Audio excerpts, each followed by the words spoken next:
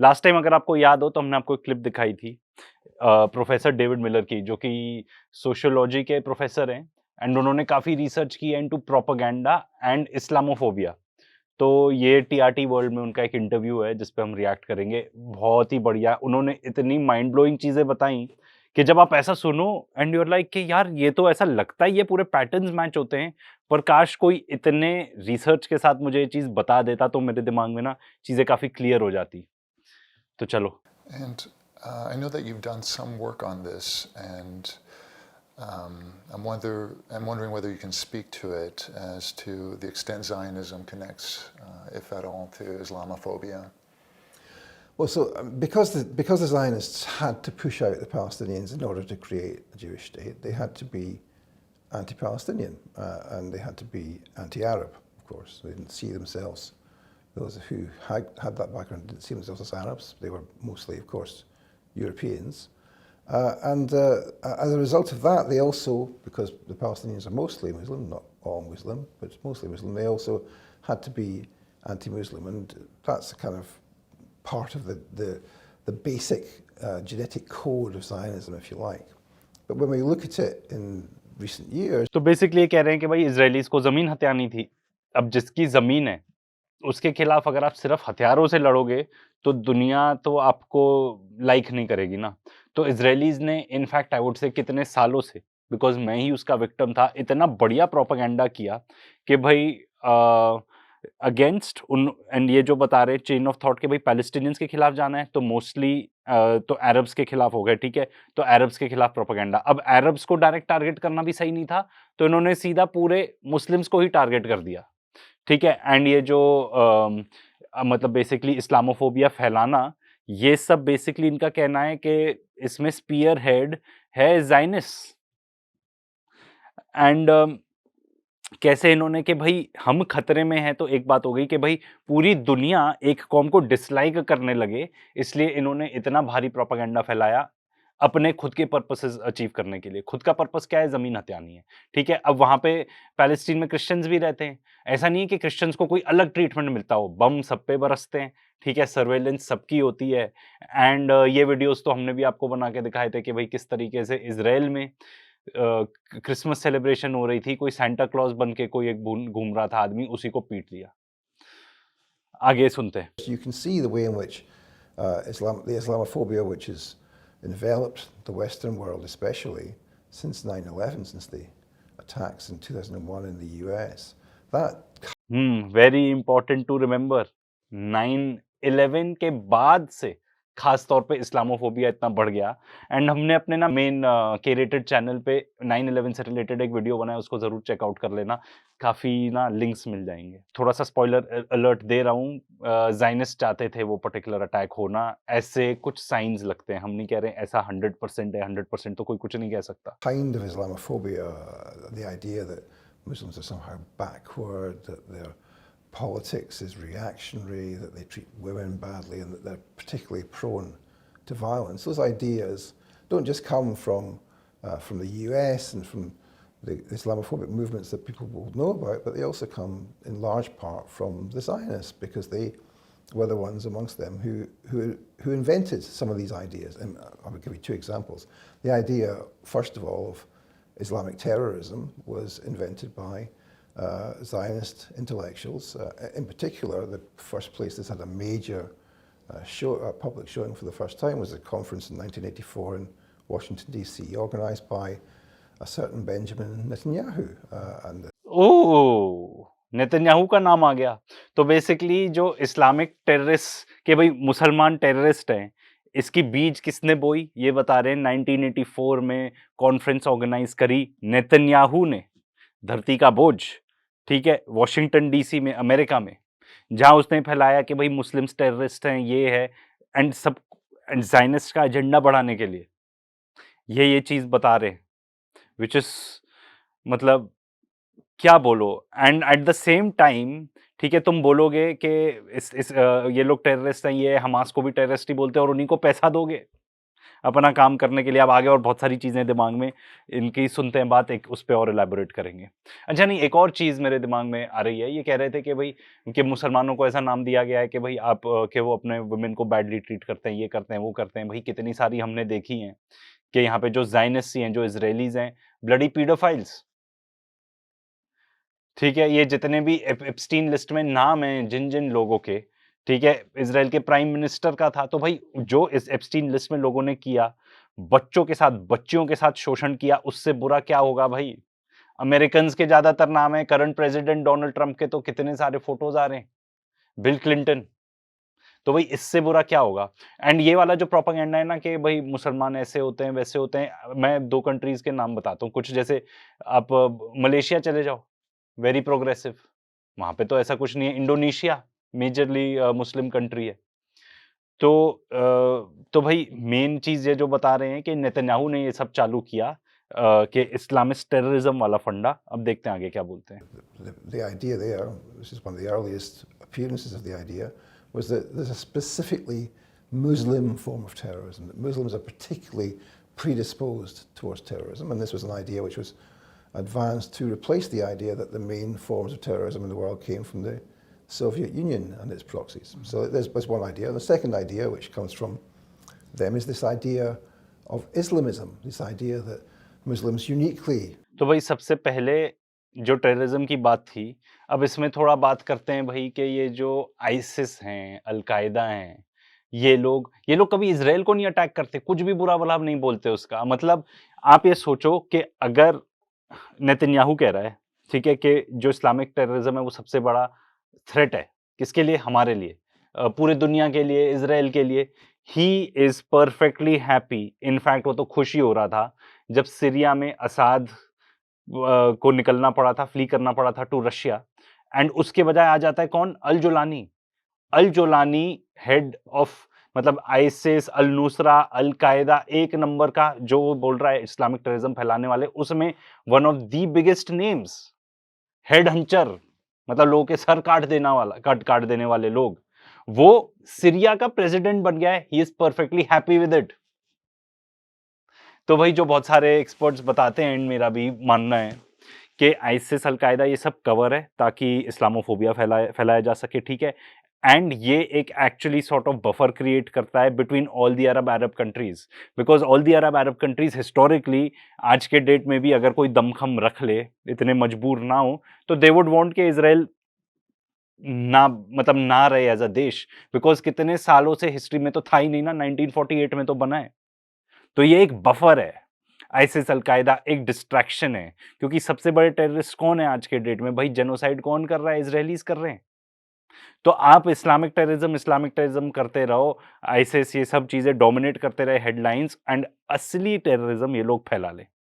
अब दूसरा पॉइंट ये जो बात कर रहे हैं उसको भी थोड़ा एक्सप्लोर करते हैं। Want to bring their religion into politics and that they all do it in the same way, such that, for example, Al-Qaeda or ISIS are just the same as Hamas or the PLO or any other Muslim organization which is engaged in defending itself against occupation, for example. Now that clearly is a manifestly ridiculous way of seeing things, since of course some Muslim organizations, Al-Qaeda and ISIS, are engaged in fighting against other Muslim organizations.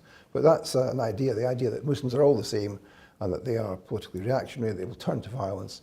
These are ideas which have been developed and pushed by the Zionists over many, many years, since the 1980s in most cases. And I'm wondering whether तो भाई ये भी आ गए al Qaeda, और उसके ऊपर इन्होंने एक और बहुत इंटरेस्टिंग पॉइंट बताया कि भाई हमास क्या है, पीएलओ क्या है। ये लोग एक्चुअली फ्रीडम फाइटर्स हैं, ठीक है? ये लोग अपने ज़मीन के लिए लड़ाई कर रहे हैं, अपने हक के लिए लड़ाई कर रहे हैं। तो जब आप इन लोगों को आइसिस, अल-कायदा, जो पॉसिबली इनके खुद के क्रिएशन है, एंड इतने सारे सॉर्ट ऑफ डेवलपमेंट से बताते हुए चीज़ें जो होती हैं कि भाई they are created by these guys, उनके पास इतने पैसे कहाँ से आते हैं? इनफैक्ट एक हमने आपको खुद ही वीडियो बना के बताया है विद प्रॉपर एविडेंसेस, जो ये बताता है कि आइसिस के जो मेन फाइनेंसर्स थे, कहाँ से आते थे पैसे? इनके जो एलाइज हैं, या जितने भी ये मुस्लिम टेररिस्ट ग्रुप्स हैं, मेजरली सऊदी अरेबिया, कतर, इन सब जगहों से पैसे आते थे। ठीक है। सिमिलरली अब जब आप ये बता दो कि भाई इस टाइप के लोग आईसिस, अलकायदा, हमास, पीएलओ ये सब एक जैसे ही हैं क्योंकि ये सब मुसलमान हैं, ठीक है। जब आप लोगों की मोटी बुद्धि जिनमें इतने एनालिटिकल स्किल्स नहीं होते या फिर उतनी इन्फॉर्मेशन ही नहीं अवेलेबल है, and I will be in one of those categories जिनके पास इन्फॉर्मेशन ही नहीं अवेलेबल है टू प्रोसेस, तो फिर आपको ये लगता है कि अरे सब एक जैसे हैं, सारे मुसलमान टेररिस्ट हैं, सब एक जैसे हैं। आप ये नहीं डिफरेंशिएट कर पाते कि आईसिस, अलकायदा के एम क्या है, मुझे नहीं पता उनके एम क्या है, ठीक है। they are there I believe just to create terror, ठीक है। वेर एज हमास का एम हमें पता है, ठीक है, कि वो पैलेस्टीन को लिबरेट करना चाहते हैं। पीएलओ का एम हमें पता है कि वो पैलेस्टीन को लिबरेट करना चाहते हैं। उन्होंने आके खुद के बताया, उनके चार्टर है बताते हुए कि ये हमारे एम्स है। ये आईसिस और ये इनका क्या है, इनको तो आपने हेड ऑफ स्टेट बना के बना दिया भाई। अब तो cat is out of the bag, specially Syria में जो इंसिडेंट हुआ है, एंड आप एक टाइम पे आप उसको उसके ऊपर बाउंटी लगा देते हो कि भाई एक सुपारी दे दी कि इसको पकड़ के लेके आओ या मार के, जो whatever conditions of the bounty were, वो करोगे तो हम तुम्हें पैसे देंगे। और दूसरी तरफ उसके साथ जाके सीरिया में जब तक असाद था, ठीक है, तब तक आप सैंक्शंस नहीं लिफ्ट करना चाहते थे। आप वो आपने अल जुलानी अपने पपेट को बिठा दिया, एंड उसकी किस तरीके से आप ये देखो मीडिया, क्योंकि प्रोपेगेंडा की बात है ना, मीडिया भी किस तरीके से उसको व्हाइट वॉश करने लगी, उसके कपड़े वपड़े एकदम ऐसे हो गए। कहीं एक जोक कर रहा था कि भाई इसके और ज़ेलेंस्की ना कपड़े एक ही टेलर सीलता है। तो पॉइंट बीइंग कि जब आप सभी को क्लासिफाई कर देते हो कि सारे मुसलमान टेररिस्ट हैं, तो फिर आप ये हमास और इनकी तरफ जो सिंपैथी आनी चाहिए, ठीक है, फ्रॉम एज बीइंग कि भाई वो they are fighting for their land, वो कभी नहीं आ पाती। एंड अगर यही बात है तो इन सब लोग को पैसे भी यही भिजवाते हैं भाई। हमास को भी suitcases full of cash Qatar के थ्रू ही भिजवाए इन्होंने। तो अगर इनको लगता है कि वो टेररिस्ट ऑर्गेनाइजेशन है, तो क्यों पैसे भिजवाते थे उनको? एंड आपको पता है, अगर इसमें और तारे जोड़नी हो, मेरे पास कोई बिल्कुल भी प्रूफ नहीं है इस चीज का, हो ठीक है, मैं आपको बता रहा हूँ, अगर और तारे तारे जोड़नी हो तो तो जो हमारा सबसे जो पेंटागन है, ठीक है, जो वॉर मिनिस्ट्री हो गई अब तो, ठीक है, अंडर डोनाल्ड ट्रंप, उनकी जो वो कभी भी ऑडिट नहीं पास कर पाते। इतना जो पैसा है वो सब कहाँ गया? मुझे तो सोचना है कि भाई कितने सारे तो ये सब इस टाइप के ऑपरेशंस फंड करने में गए होंगे, ठीक है, आईसिस को, अल-कायदा को। कभी भी उन्होंने इतने साल हो गए एक ऑडिट नहीं पास किया, ठीक है। इज़राइल को बहुत ज़्यादा पैसे दे दिए होंगे, ये सब यहाँ जाते होंगे पैसे। एंड ऑफ कोर्स करप्शन तो बेहिसाब है ही है। You have any insight on why these liberal democracies or sites of power or governments that identify as liberal democracies seem on the one hand to be reckoning with their colonial past, but when it comes to Zionism, when it comes to Israeli state, settler colonialism, why there seems to be such a reluctance to go there? Well, because in many cases, the colonial interest and direct colonial interest is something which is of the past. So there's no direct colonial interest in the British reoccupying India or the French reoccupying Algeria. There is a direct colonial interest from the Zionists in continuing the occupation of Palestine. And so that is supported by Western states, in particular the US, but also the UK and Germany. Partly because the Zionists are a key part of the counter-terrorism or security apparatus of those states. It's not just a question of Israel as a nation state influencing other nation states, the US and UK, for example, although that does happen. It's that within the counter-terrorism and security apparatus of the UK, of the US, there are large numbers of Zionists, of card-carrying Zionists, some of whom, of course, have dual citizenship with Israel, and that means, of course. तो ये बता रहे हैं, basically सवाल ये पूछा जा रहा था कि भाई ये जो अपने आप को सो कॉल्ड लिबरल डेमोक्रेसीज हैं, चाहे वो यूके हो गया, जर्मनी होगा, यूनाइटेड स्टेट्स हो गया, ये वेस्टर्न कंट्रीज, फ्रांस, ये सब इनको इजराइल को क्यों सपोर्ट करती हैं? तो कुछ पॉइंट्स जो इन्होंने बताए, एक तो इंटरेस्ट अलाइन कर दें। अब फॉर एग्जांपल पैलेस्टीन को ऑक्यूपाई कर रहा है इजराइल, ठीक है, वहां के off the coast of Gaza जो भी नेचुरल गैस है, वो बहुत सारी वो किसके साथ शेयर करेंगे? बीपी के साथ, ब्रिटिश पेट्रोलियम के साथ। इसके अलावा वहां पे जितनी भी जमीन होती है, ठीक है, जो ये लोग हथियाते हैं, इसको फंड कौन करता है सेटलर्स को? आपकी बहुत सारी organisation, Zionist organisations in the United States of America. तो एक्चुअली ये सेटलर्स को बनाया जाता है एज़ प्रधान, जाओ ये सब लूटो-पाटो, पर एक्चुअली फाइनेंस कहाँ से आ रहा है? ये तो एक डैनिएला वाइस जो इनकी एक सेटलर ही है, हॉरिबल वुमन, ठीक है? इज़राइली, वो खुद ही वो बता चुकी है कि बहुत ही अमीर-अमीर लोगों से फंडिंग आती है यहाँ पर। एंड वो बात करें डुअल नेशनैलिटी की, अरे भाई जाके देख लेना कितने सारे जो मेंबर्स ऑफ पार्लियामेंट हो गए कांग्रेस इन the United States of America, कितने सारे तो डुअल नेशनैलिटी है उनके पास, इजरायली पासपोर्ट भी है। तो भाई आपकी असली लॉयल्टी कहाँ लाई करती है, टुवर्ड्स अमेरिका या टुवर्ड्स इजराइल? सिंपल बात है, इतनी होमलेसनेस है अमेरिका में, पर आपको पैसे भेजने हैं इज़राइल को, आपको पैसे भेजने हैं बमबारी करने के लिए यमन में, आपने पैसे भेजने हैं मडूरो को किडनैप करने के लिए, पर आपके पास वहाँ पे जो रोड है, ब्रिज है, हेल्थ इंफ्रास्ट्रक्चर है, उसको फिक्स करने के लिए पैसे नहीं है। तो ये जितने भी लोग हैं, पैसा एक तो बहुत पेनिट्रेट किया हुआ है इन्होंने, एंड जितने भी लोग हैं जो बहुत सारे डिसीजन मेकिंग में इन्वॉल्व रहते हैं, they have a dual passport, Israeli passport भी होता है उनके पास, ऐसा ये बात बता रहे हैं। आगे और इलैबोरेट होगा, सुनते हैं। that they tend to put Israel first above the interests, for example, of the US or the UK. So that seems to me to be the reason. It's a matter of practical current concern to maintain the occupation and settler colonialism in Palestine, whereas it's not in Algeria or in South Africa or in India. So often when people talk about Zionism now, तो and एक और point मेरे दिमाग में आ रहा था कि जब ज़ायनिस्ट ये लोग गए थे, जब इन्होंने जाके वो बैलफुट डिक्लेरेशन साइन हुई थी, और उससे पहले जो फाउंडिंग फादर था ऑफ ज़ायनिज़्म, तो उसका नाम था थियोडर हेर्ज़ल। तो अगर उसकी आप लिटरेचर पढ़ोगे, वो क्या कहता था, तो वो यही कहता था कि भाई यूरोप, और ये कि भाई यूरोप हो गया कल्चर्ड लोग, एंड नॉन कल्चर्ड लोग हो गए ये मिडल ईस्ट वगैरह में, हम इनके बीच में एज़ अ बफर रहेंगे।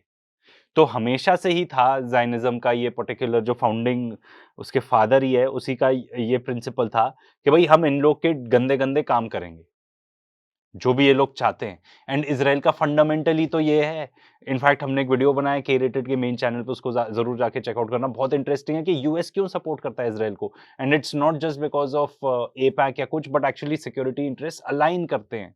क्योंकि अगर उनको दबदबा बना के रखना है पूरे दुनिया में, ठीक है, मिडल ईस्ट में एक पूरा स्टेट ही मिल जाए, एक देश ही मिल जाए, जहाँ पे रह के वो जो मर्ज़ी चाहे कर सकें, अपने सारे हथियार रख सकें, वो एक मतलब कहते हैं ना, वो क्या कि भई एक फिक्स्ड एयरक्राफ्ट कैरियर, उसकी तरह हो जाएगा वो। अनसिंकेबल एयरक्राफ्ट कैरियर, क्योंकि ज़मीन है, सिंक तो होगी नहीं। तो उन्होंने देखा कि यार ये लोग इनकी मिलिट्री वगैरह बहुत शार्प है एट दैट टाइम ज़ायनिस्ट की, बिकॉज़ बहुत सारे जो सोल्जर्स यहाँ पे आ रहे थे और मार-काट कर रहे थे अगेंस्ट पैलेस्टीनियंस, वो वर्ल्ड वॉर 2 में ट्रेन हो चुके थे वो सब लोग। तो दे वर बैटल हार्डन्ड, उनके पास इक्विपमेंट वगैरह ये सब था। यहाँ से ये भी फ़ॉल्स है जो बताते हैं ख़ास तौर पे हमारे इंडिया में कि चेकोस्लोवाकिया ने ही इज़राइल की हेल्प की थी। अमेरिका ने भी की थी भई, पूरे एयरक्राफ्ट वगैरह प्रोवाइड किए थे। अब इन लोग के पास ये सब कुछ था नहीं, तो वो टिक नहीं पाए, उतने अलाइन्ड भी नहीं थे अरब कंट्रीज़ आपस में उतने ज़्यादा। तो इनके अलाइन करते हैं इंटरेस्ट। अगर आज के डेट में मान लो सपोज़िडली कि इज़राइल खत्म है, तो भाई जितने भी आपके अभी ये सऊदी और ये सब भी है ना, जो अभी अमेरिका की इतनी सुनते हैं, नहीं सुनेंगे। बिकॉज़ दे नो इज़राइल है, तो सबके ऊपर पूरा पावर प्रोजेक्ट करने का बहुत ही आसान तरीका है। In the whole of the Middle East, and Middle East में तो ऑयल भी है। तो इंटरेस्ट पूरे अलाइन कर रहे हैं। अभी जो मदुरो के साथ किया, ऐसा थोड़ी है उनके पास ऑयल नहीं है, but they have so much oil, the Americans, but वो पूरा ऑयल कंट्रोल करना चाहते हैं, ऑयल का सप्लाई। हो पाएगा कि नहीं, वो अलग बात है। I hear them talking also about what's called the Israeli lobby. Can you tell us a little bit what the Israeli lobby is and whether its messaging is primarily one of advocacy, or does it amount to something like dangerous propaganda, or is that too much of is that an overstatement? Well, I think you have to understand that the Zionist movement is a social movement, a social and political movement, which is transnational. It has been transnational from the very beginning since the 1880s. And what people refer ये बहुत ज़रूरी point है कि Zionist मतलब इज़राइलीज़ ही नहीं। ज़ायनिज़्म एक particular political movement है, तो बहुत सारे लोग उसके पार्ट हो सकते हैं, जनरली ज्यूज़ ही होंगे, पैसे वाले ही होंगे, बट नॉट लिमिटेड। मुझे तो नहीं लगता ये सिर्फ लिमिटेड रहेगा। जिन लोग की आइडियोलॉजी मैच करती है इन लोगों से, गंदी आइडियोलॉजी, उसमें लोग इन्वॉल्व हो जाते होंगे।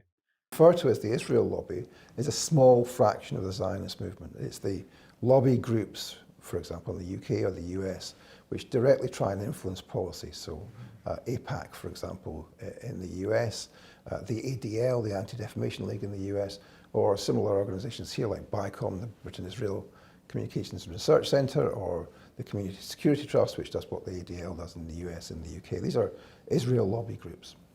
But the wider Israel, so wider Zionist movement is something which is much more significant. So at the level of propaganda, these organizations that I'm talking about in the Israel lobby, they do engage in messaging and propaganda and nefarious activities.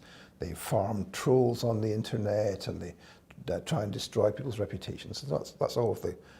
ये तो बहुत India में भी होता है similar type की चीजें हैं प्रोपेगेंडा फैलाना है तो आपके पास ऑर्गेनाइजेशंस होंगी हमारे इंडिया में भी हैं बहुत सारी ठीक है एंड ये जो इन्होंने कुछ नाम लिए APAC ADL anti defamation league ये सब फिर आपके पास टूल्स भी हो जाते हैं ये सब करने के लिए जैसे चार्ली कर्क was a tool till the time he decided कि नहीं अब मेरे से ये नहीं हो पाएगा even though he was a Christian then आपका बेन शपीरो ये सब टूल्स हैं ये सब करने के लिए पियर्स मॉर्गन ये सब टूल्स हैं कि आप लोगों को प्रोपेगेंडा फीड करते रहो and Israelis are probably the best at propaganda and the fact that they're still losing it of course means कि भाई चीजें हद पार जा चुकी हैं अब आपने जिस तरीके से गाजा में लोगों के साथ आपने जेनोसाइड किया ठीक है कर रहे हो एंड जो आपकी हरकतें हैं वो एंड आप खुद जाके आपके जो सोल्जर्स हैं वो खुद ही वीडियो वगैरह ये सब बनाते हैं वो जो रेप वाले वीडियोस आ रहे थे सामने तो चीजें हद पार हो गई इसीलिए आप हार रहे हो बिकॉज अब लोगों ने सोच लिया कि बस अब हमसे नहीं रह पाएगा ये कि and we are one of those कि भाई हमसे नहीं कि भाई हम ये सब देखते रहें और कुछ भी ना करें उसके बारे में अगर हमारे पास थोड़ा प्लेटफॉर्म है तो हम उसके बारे में भी लोगों को बताएंगे कि भाई ऐसा नहीं ऐसा है हमको कोई पैसे नहीं मिलते हैं सब करने के लिए whereas अगर आप ज़ायनिस्ट प्रोपेगेंडा करो जो हमारे इंडियन इन्फ्लुएंसर्स भी बहुत करते हैं तो आपको उसमें पैसे मिलेंगे तो ये तो जो ट्रोलिंग कर करके लोगों की एकदम लाइफ ही बर्बाद कर देना ये तो अकॉर्डिंग टू दिस प्रोफेसर ये ज़ायनिस्ट ने ही इन्वेंट की थी ये particular technique. Aggressive stuff that they do, and if people know about this, this is well documented in many reports and documentaries. But the thing which I think is more important in a way is the wider context in which this takes place in the Zionist movement. So the Zionist movement itself is based around four key, what's called in Israel, national institutions, and they are there to develop the Zionist project, which means in particular getting land to settle on, finding settlers to live on the land and raising the money to do that. And the four key national institutions are organizations which do that. And part of their purpose then is not just to lobby for pro-Israel politics in the UK or the US or anywhere else, it's also to indoctrinate and socialize young Jews into seeing that genocide is an appropriate way of approaching Palestine. And that seems to me to be an incredibly important element of this. So the attempt to suggest to Jews that they have a birthright, that young Jews from Manchester or Liverpool or from London in the UK, that they have a birthright to the territory of Palestine. Now that's plainly ridiculous, but that is the ideology, and that ideology, of course, inculcates the idea that the people who live there, the Palestinians, don't have rights to the land, and that they can be cleansed, ethnically cleansed, displaced, or indeed killed, as we see in Gaza today. The open, naked, genocidal statements of very many people across the whole of what's called Israeli society. That's what the Zionist movement is there to do. It's there to inculcate and promote the idea that genocide is a natural and sensible way to approach the Palestinian question. I'm wondering, I mean... I think इन्होंने एक बहुत सही बात बोली जो हमने काफ़ी बात करते हैं इस चैनल में कि भाई कितने ब्रेन वॉश्ड हो सकते हैं लोग अगर इजरायलीज हैं तो हमने काफ़ी वीडियोस बनाए इस चीज़ के ऊपर मेन चैनल पर खास तौर पे जिसपे कितने ब्रेन वॉश्ड हैं ये लोग वहाँ पे छोटे बच्चों को छोटे बच्चे क्या क्या गाने गाएंगे कि ये मर जाएं वो मर जाएं 6-7 साल के बच्चे 10 साल के बच्चे एंड जो एडल्ट्स हैं वो उससे भी ज़्यादा ब्रेन वॉश्ड है क्योंकि वो जाके देख ही नहीं सकते जैसे बता रहा है कि भाई वो आपको एट अ यंग एज ही ये बता देते हैं कि अगर अरब हैं लोग तो वो इंसान ही नहीं है आप उसको मार सकते हो उसको मारना ही आपका कर्तव्य है कितने सारे इजरायली रैबाइज क्या क्या टाइप के स्टेटमेंट देते हैं हद हो गई यार हद हो गई मतलब ऐसे लोग कि 8 बिलियन लोग हैं, उन लोग को मर ही जाना चाहिए। इस टाइप से मतलब इनको पढ़ाया ये जाता है हम ही अच्छे हैं, बाकी सब कचरे हैं और उन सबको मारना हमारा कर्तव्य है एंड हमको पूरी दुनिया पे राज करना है, ये सब उनको सिखाया जाता है। इसीलिए ये आइडियोलॉजी इतनी ज़्यादा डेंजरस है। फिर एक उन्होंने बात की बर्थराइट ट्रिप की, उस पे तो हमने आई थिंक एक रिएक्ट्स में ही बनाया है वीडियो कि एक अमेरिकन सिटीज़न जब वो वहाँ पे गई, उसने उनकी धज्जियाँ उड़ाई वहाँ पे, कि भई ये सब क्या कर रहे हो एंड किस तरीके से वहाँ पे जब वो जाते हैं बर्थराइट ट्रिप में सेक्स वगैरह यूज़ करके खास तौर पे अगर बॉयज़ हैं तो फिर लड़कियों को भेज-भेज के उनके कमरे में लिटरली यही सब बात हुई है। ठीक है? किस तरीके से ब्रेन वॉश करते हैं कि भई इज़राइल इतना अच्छा है, इज़राइल इतना अच्छा है क्योंकि इनको कंटीन्यूअस लोग चाहिए क्योंकि ज़ायनिस्ट जो आइडियोलॉजी है वो यही है कि दूसरे का ज़मीन हथियानी है, तो वहाँ के जाके सब फोड़ना-फाड़ना है, फिर सेटलर्स चाहिए जो वहाँ पे जाके रहेंगे एंड इसलिए उनको बाहर से लोगों को अट्रैक्ट करना है ये सब करने के लिए। उसके लिए जितनी ब्रेन वॉशिंग कर लो, आदमी को आदमी ही ना छोड़ो, दे आर इनह्यूमेन। तो ये जो ज़ायनिस्ट आइडियोलॉजी है, ये बचपन से ही लोगों में जितनी भी ह्यूमैनिटी रहती है ना, वो छीन लेते हैं। This is what Zionism is all about.